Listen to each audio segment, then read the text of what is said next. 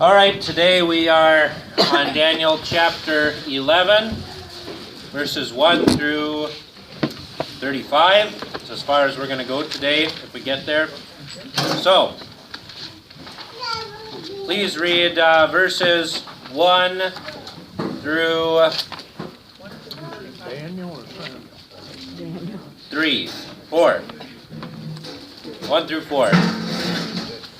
11?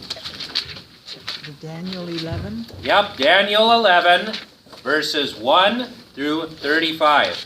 Now, if someone would please read verses 1 through 4, that would be great.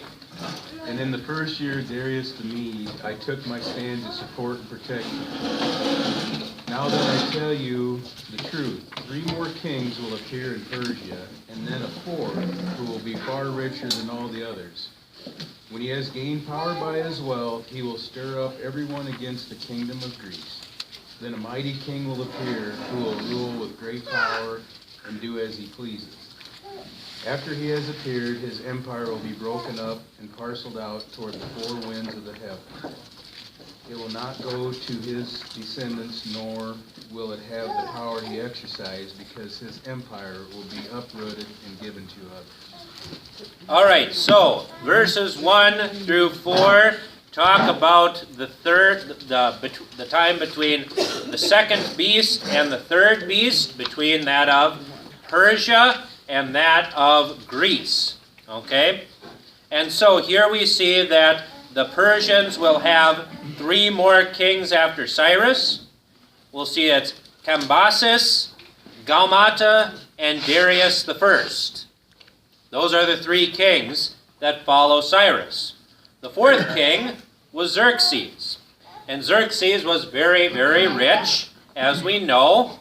And by his riches, he awoke everyone. He stirred them up, especially the kingdom of Greece. As we know, what did Xerxes do? Took a large army and invaded Greece. The 300 Spartans fought him at Thermopylae, and finally he was defeated at Marathon. Okay? So, here we see that this 4th king stirs up Greece. Okay? And this is important because this shows the Grecians that they can be unified into one single kingdom. And this will come to pass with the warrior king. That is, Alexander of Macedon. He will arise, and he will rule a great dominion, and will do as he pleases, which is exactly what he did. But when he rises, his kingdom will be broken and divided toward the 4 winds of heaven, but not to his descendants, nor according to his dominion that he ruled. Okay? Because as we know, Alexander dies, right? He dies, and then what happens? His kingdom is, he dies at the age of 32, and his kingdom is divided into 4 different kingdoms. Okay? Here we see that the kingdoms which succeed Alexander's will not be as vast as his, and second, his descendants will not rule. Alexander's deranged half-brother Philip and Alexander's infant son, Alexander IV, were nominal rulers, and eventually they were murdered. So who took over? Where the generals fought over the kingdom, and it eventually split into 4 parts. Greece and Macedon, ruled by Antigonus and later Cassander. Thrace and Asia Minor, which is modern-day Turkey, ruled by Lysimachus. Syria and Mesopotamia, ruled by Seleucus I, Nicander, and finally Egypt and Palestine, ruled by Ptolemy I Soter. Okay, so here we see that, once again, the prophecy corresponds to the history here, right? That's the whole point. So, the next part, verses 5 through 9. The king of the south will become strong, but one of his commanders will become even stronger than he, and will rule his own kingdom with great power. After some years they will become allies. The daughter of the king of the south will go to the king of the north to make an alliance, but she will not retain her power, and he and his power will not last. In those days she will be handed over together with her royal escort and her father and the one who supported her. One from her family line will arise to take her place. He will attack the forces of the king of the north and enter his fortress. He will fight against him and be victorious. He will also seize their gods, their metal images, and their valuable articles of silver and gold and carry them off to Egypt. For some years he will leave the king of the north alone. Then the king of the north will invade the realm of the king of the south, but will retreat to his own country. Okay, so what is this? Who's the king of the north and the king of the south? The king of the north is the Seleucid Empire, the one who ruled Thrace and Mesopotamia. The king of the south is the Ptolemaics, who ruled in Egypt. What are they fighting over? Well, they're basically fighting over the Holy Land. Okay? So, the king of the north, Seleucus, right? He was put in charge of Babylon, but then he was attacked, and he fled to Egypt, where Ptolemy made him one of his generals. However, Seleucus goes back, he takes the title of king, and he created a greater kingdom than the Ptolemaics in Egypt, right? So it said here before, right, that the king of the south will become strong, but one of his commanders will become stronger than he and rule a dominion greater than his, okay? Because when Seleucus was kicked out, he became a general of Ptolemy. But eventually, when he reconquers his land, he becomes king, and his domain actually becomes greater than that of Ptolemy. So what happens when these things happen? You have fighting, right? Because nations want to grow, right? So they fought each other in attempts to expand and defend their kingdoms. I mean, the same stuff happens nowadays, right? And you just turn on CNN. What are people doing?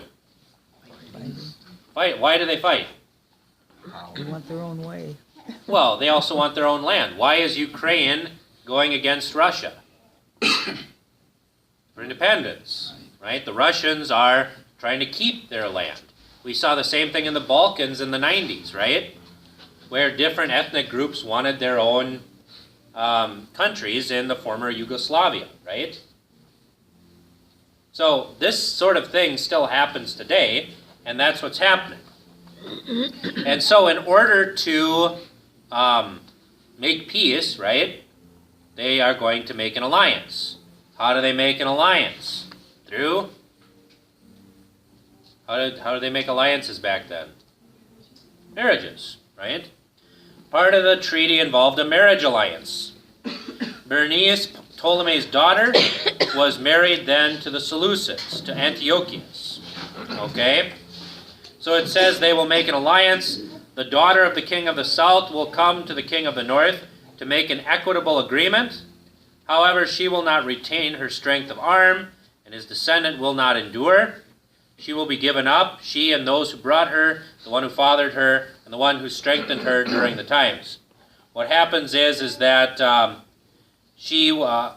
this guy is Antiochus' former wife, who was replaced by, in this alliance, actually engineered to have her killed, her attendants killed, and Antiochus killed. Okay? So that's what it means here that she will be given up, right? So her and her son and all of her attendants were killed. Why? So that way, this first wife, her son could take the throne in the north, in the Seleucid Empire. Okay? But one from the branch of her root will arise in his place. He will come against the army and come into the fortress of the king of the north. So here we see that Bernice's brother retaliates. He invades Syria, captures Antioch, and he campaigns far to the east. Okay? And in this campaign, he also captures the gods of Egypt, and he takes them back home. okay, which was a big deal. So here what you're seeing is kind of this fight between two superpowers where it's going back and forth, right? Egypt gets a bit of land, and then you see the reaction, right? So what's happened now is that the king of the south, Egypt, has taken over Syria, right? Greatly expanded his empire. And it says that that then, in the next part, that Seleucus II kind of takes over again. He tries to invade Egypt, and it doesn't go well, right? So, what happens here is that it just keeps going, right, back and forth, back and forth. The king of the south will be enraged and will go and fight him. The king of the north. He, the king of the north, will raise up a great army, but that army will be given to the king of the hand south. And so that's what we see here, is just this back and forth, back and forth, back and forth fighting until finally the Seleucids take over Palestine. Okay, they take over the Holy Land. Okay? So, let us skip ahead here to 20 through 24.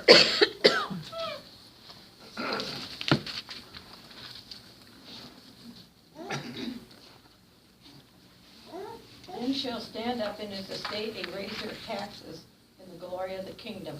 But within a few days he shall be destroyed, neither in anger nor in battle. And his estate shall stand up a vile person, to whom they shall not give the honor of the kingdom. But he shall come in peaceably, and obtain the kingdom by flatteries. And with the terms of a flood shall they be overthrown from before him, and shall be broken. Yea, also the prince of the covenant. And after the league made with him, he shall work deceitfully. For he shall come up and shall become strong within a small people. He shall enter peaceably, even upon the fattest places of the province. And he shall do that which his fathers have not done, nor his fathers' fathers. He shall scatter among them the prey, and spoil, and riches. Yea, and he shall forecast his devices against the strongholds, even for a time. Okay, so here we get into the action of it. Here, Antiochus IV seizes control of Syria and Palestine. He is the contemptible person, right? He was the one who shouldn't have been put in charge, right? But he gets to the throne through murder and through bribery. He will come when it is at ease, and he seizes the kingdom through intrigue, right? He invades then Palestine, right, which is his, and he makes a covenant with the people of, with the Jews that are living there. It says that that an overwhelming force will be overwhelmed before him and broken, together with a leader of the covenant. What this is talking about here is the Jewish high priest at that time. What happened is that the high priest in the Old Testament was elected for life, right? He was high priest for life. Well, this is where it starts to change. Onias III was actually replaced by Antiochus, and he put someone who was more liberal in place. This guy's name was Jason. Jason gave Antiochus a large bribe in order to become high priest. And so, what do? You get him out of there, right? Well, and the problem with Jason is that he was a liberal, right? He was heavily influenced by Greek philosophy, and this is kind of the beginning of the Sadducee movement. Remember, what didn't the Sadducees believe in? The resurrection. They didn't believe in angels either. Okay? And all of this is from the Greek influence on the high priestly caste. Okay? But Jason got his because then another guy, Menelaus, who was not from the high priestly family, offered an even bigger bribe. And so what happened to Jason? Right? And so then the other guy takes it. Right? So, that's what's going on here. Everything is really going to pot. And Antiochus is plundering. He's taking gold and silver out of the temple. He's despoiling his own kingdom. There are reports of him that he would just give gifts to anybody, even people he had just met. And he would go to the public bathhouses, which was a big deal. And he would have this very costly perfume and oils that he would just dump over his head. And that was basically like the really expensive, stuff of that day. I mean, just think it's like a shampoo, a body wash, a cologne, all of that like mixed into one. And so he would dump it over his head, and these people would just come and like roll around in it. And I mean, it was a really, he was a contemptible guy. So I mean, it was weird. So after an alliance is made with him, with the leader of the covenant, see, that's when they start becoming more liberal. They don't do the washings. They don't believe because they're influenced by false philosophy. Okay? The contemptible person, will act deceitfully. He will rise up and become powerful with a small nation. Right? He will take over. He will be very powerful in the land of Judea. And he spoils and plunders and takes property and all that. He will awaken his power and his heart against the king of the south with a great army. The king of the south will stir himself up for battle with an exceedingly great and strong army, but he will not stand because plots will be plotted against him. Okay, so once again we see that plots were plotted against Ptolemy. He wanted to fight, but there was a leak, right? Even back then they had WikiLeaks, right? So, Antiochus IV then invades Egypt, and he controls most of it, except for Alexandria. And so here we see that there are just a lot of intrigues going on. There's lies between, this and that, right? So, those who eat his delicacies will break him, talking about the king of the south, and his army will be swept away. Many slain people will fall. The two kings will have their hearts inclined toward evil. At one table they will speak a lie, but it will not succeed, because an end is yet for an appointed time. So doesn't that sound like today's politics, right? Two kings have their hearts inclined toward evil. They sit down at the table together in order to discuss peace, but neither one of them is going to keep it, right? They lie through their teeth as they say they're going to make peace, right? But despite man's schemes, it says an end is yet for the appointed time. Neither of their schemes work because God is in control, right? God's providence rules all. At the appointed time he will return and come into the south, but this later invasion will not be like the first invasion. But ships from Kittim will come against him, and he will be humbled. Okay, so Antiochus IV will try to destroy Egypt, take it over, but this invasion will not be like the first invasion. This invasion is going to fail because of the ships from Kittim. This is when the Romans get involved. The Romans send a fleet, and they completely smash the Seleucid Empire in this way. Okay? And Antiochus is humbled in this way.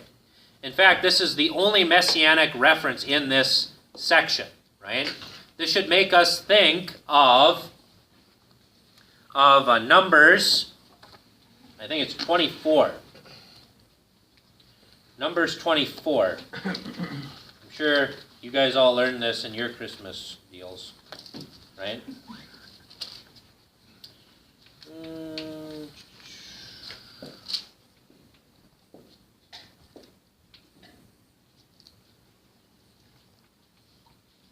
Let's see here.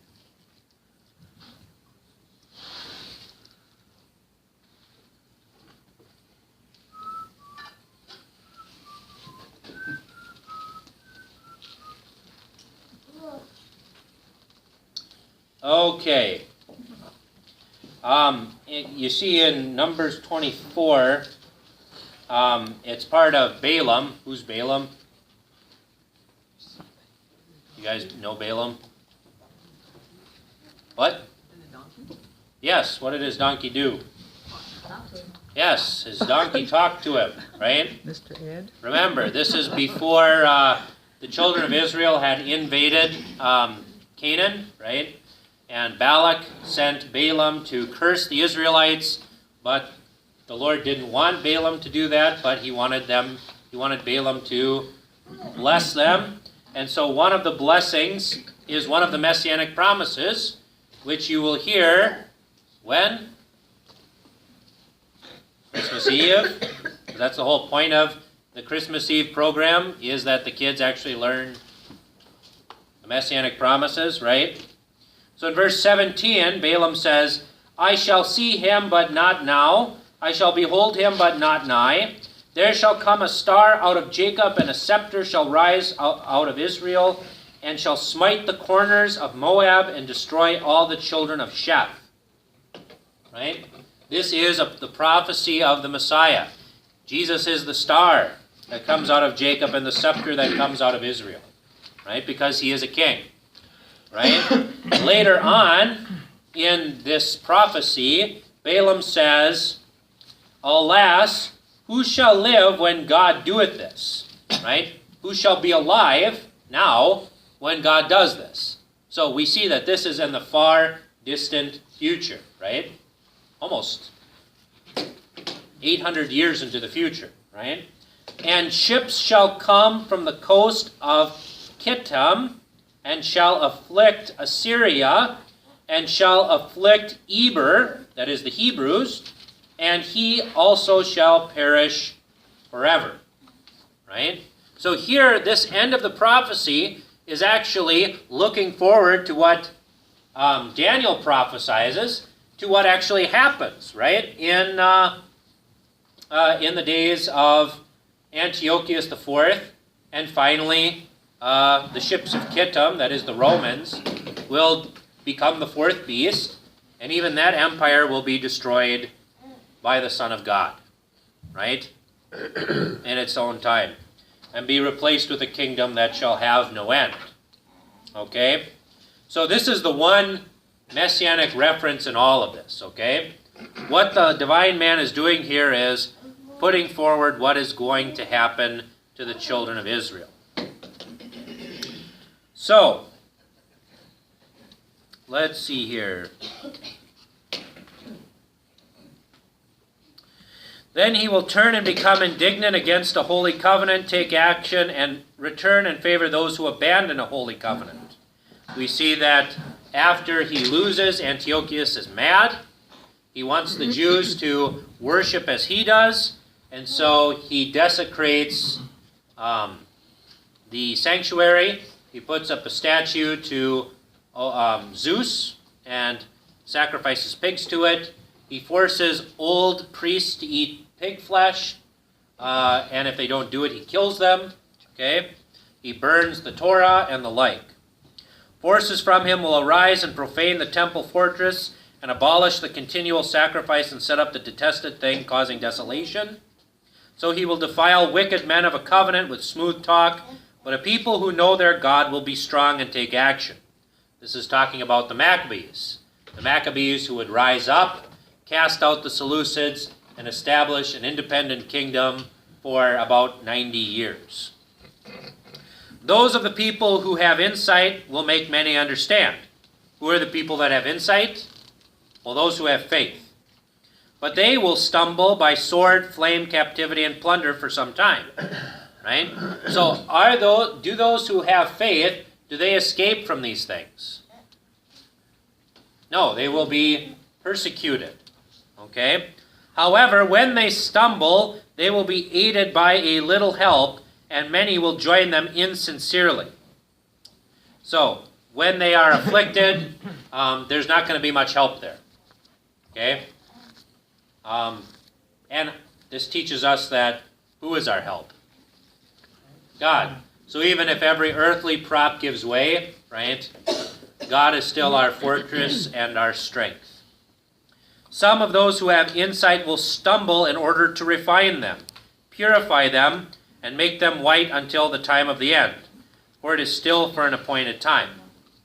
So why does God send crosses? Purify, to refine, right? Who comes out of the great tribulation?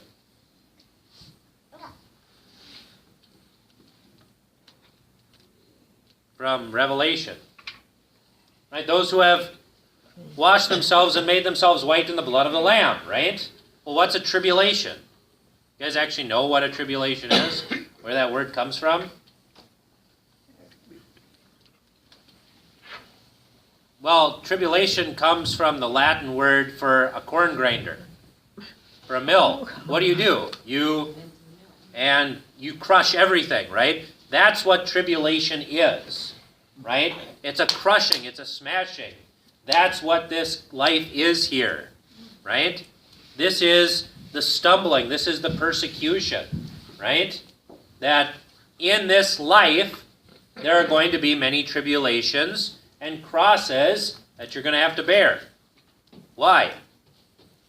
Well, it says, some of those who have insight will stumble in order to refine them, right? Purify them, and make them white.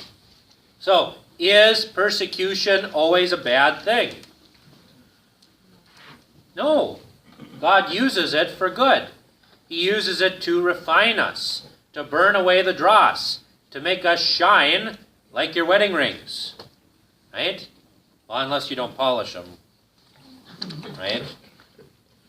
So, any questions?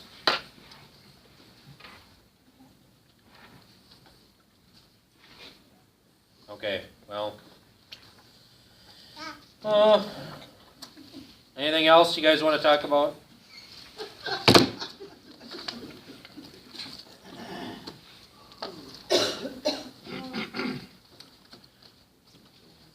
Well, then I'll just keep going.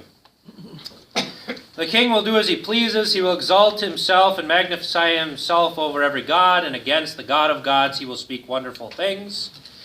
This is, once again, Antiochus Epiphanes, right, who proclaimed himself to be a god. He was wicked, very wicked. He is a foreshadowing of what the Antichrist is. He will prosper until indignant anger is completed, because what has been determined will be done. Okay? So, even though he is evil and wicked, his time will come to an end. He will not favor the God of his fathers. He also will not favor desire of women, nor any god, because he will magnify himself above all of them. He will honor a god of fortresses in their place.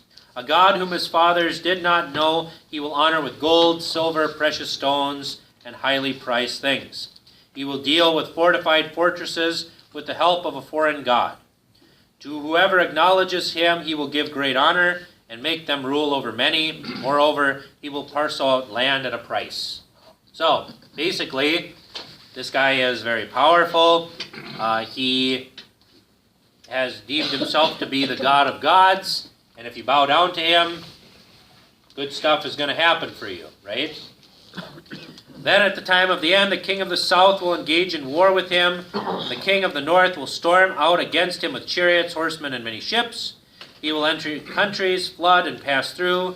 He will enter the beautiful land, that is, Israel, and many will stumble, because, he's going to persecute them. However, these will be delivered from his power, Edom, Moab, and the chief part of the Ammonites. He will seek to harm countries, but the land of Egypt will not be one that escapes. He will rule over the treasures of gold and silver, and all of the highly prized things of Egypt. The Libyans and the Cushites will be within his grasp. However, reports from the east and the north will terrify him. He will go out in great anger to destroy and to annihilate many. He will pitch his royal tents between the seas toward the beautiful holy mountain. Yet he will come to his end, and there will be no one to help him. So, he will be a great conqueror. He will destroy the king of the south. All these things will be in his grasp. And yet, reports from the east and from the north will terrify him. So he will go to war against them. And things will not be good for him, right? There will be a great military conflict in all of this, and he will be destroyed. So,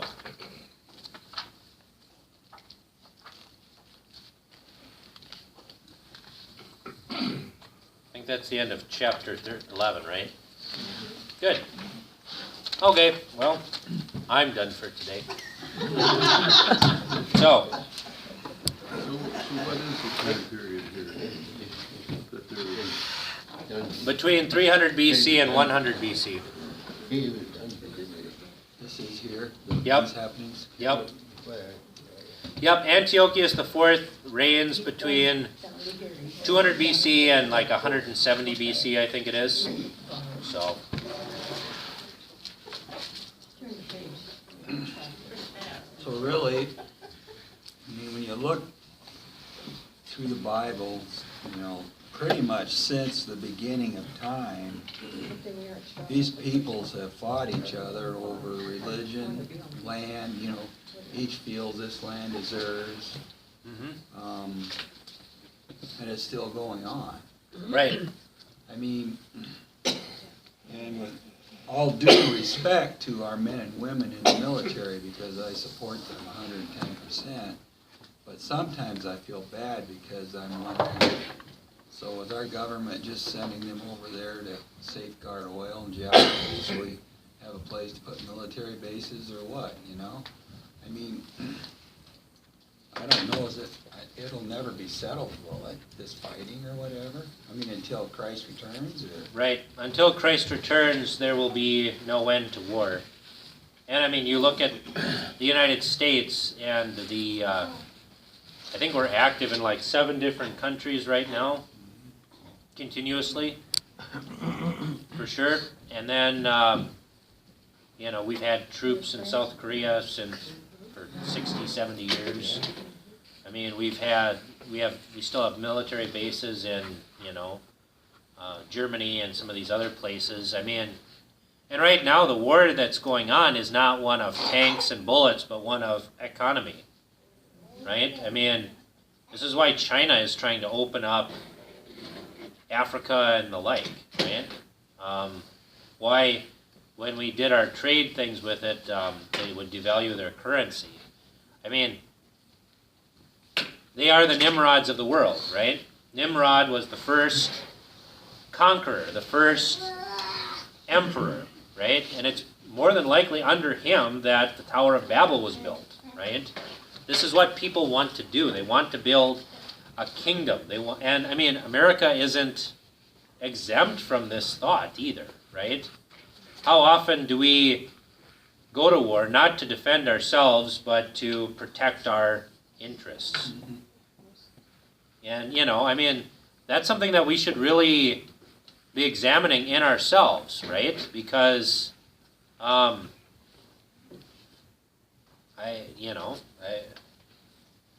which is why too, I mean, focusing our stuff at home is a better thing for us. We should be focusing here in this town and in this county and in this state, right? In that order, right?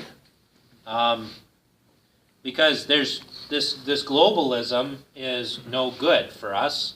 It's no good for the people there, right?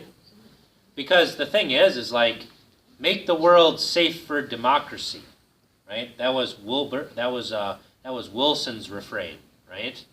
Well, what have we done in the last 20 years? We've destabilized areas.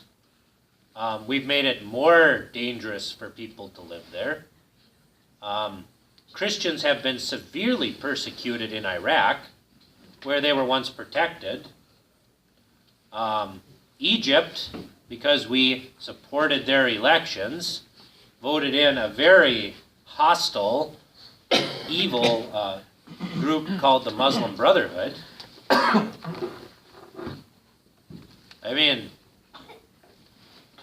this is the problem when you are arrogant and insolent and you think you can fix these things and you can't. I mean, we should have learned from the British, right? I mean, look at what the British did in colonialization. When they cut up Africa, they put tribes together that had no business being together. And it caused the great genocide that happened in Rwanda, right? Same thing in Iraq, where a Sunni minority was put in charge of a Shia majority. And then we wonder why there's conflict. So, this is why whenever we go, this is why the president should not have the power to send our troops anywhere. Congress should have to declare war, like our Constitution says.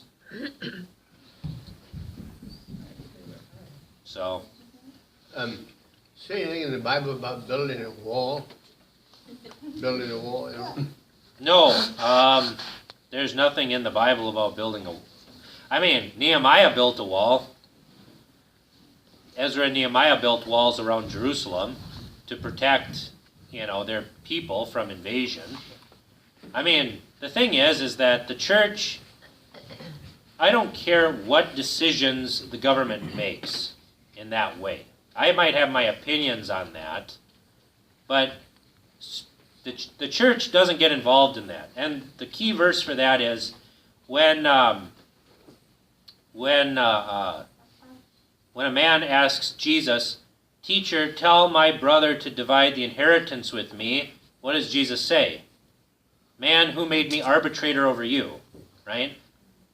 I really don't, what the government chooses to do in that regard. I mean, I really have nothing to say in that, unless it's completely evil, right? I have my opinions on that, right? But I obey the government, even if I don't always, there are a lot of things that the government does that I don't agree with. But like Social Security, so to take one, thing in particular. But, I still pay my taxes because, I don't agree with income tax. Because up until World War I, income tax wasn't even a thing. It was a temporary thing. It was a temporary deal for wartime. So, We all know that the government, once they start something, they never quit it. So, like I said, those kind of things. Now, what does the church speak to?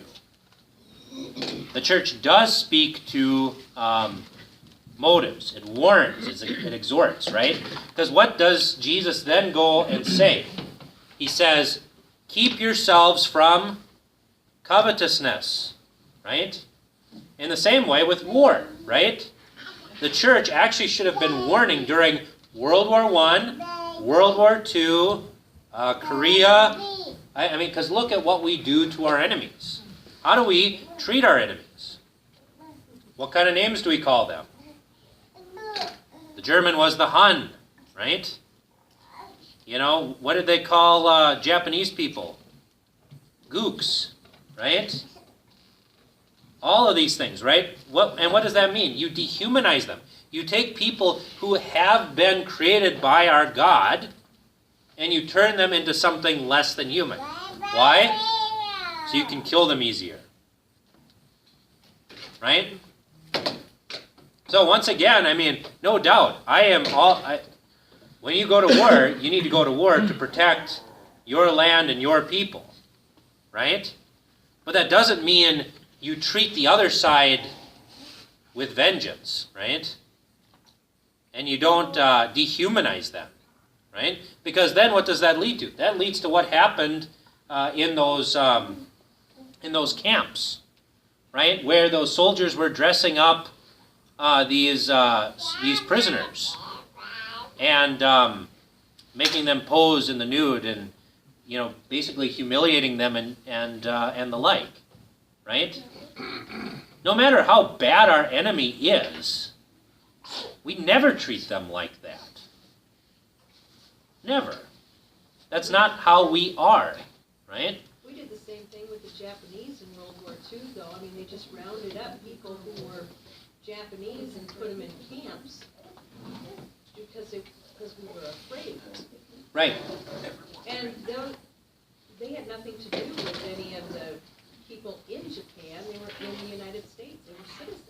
Well, that's the same reason. Why do we have American flags in the church? Because the Germans were afraid. Because they were afraid. They were afraid during World War I. There are churches here in Iowa who had to post guards outside the church because there were threats to burn down the church. Because of the Germans. Because they were German. That's why the American flag is in all these sanctuaries. Right? So, what does that do? That turns something that should be a symbol of freedom into a symbol of oppression. Right? I mean, that's, so that's the thing. Because our evil, depraved nature always wants to let loose. Right? It always wants to annihilate. Right? Which is why in the Old Testament, what laws are set down? The lex talionis. Eye for eye, tooth for tooth, burn for burn, break for break. Right? Why did it do that? So that way you didn't have a Hatfield and McCoy thing going on. I mean, you laugh, but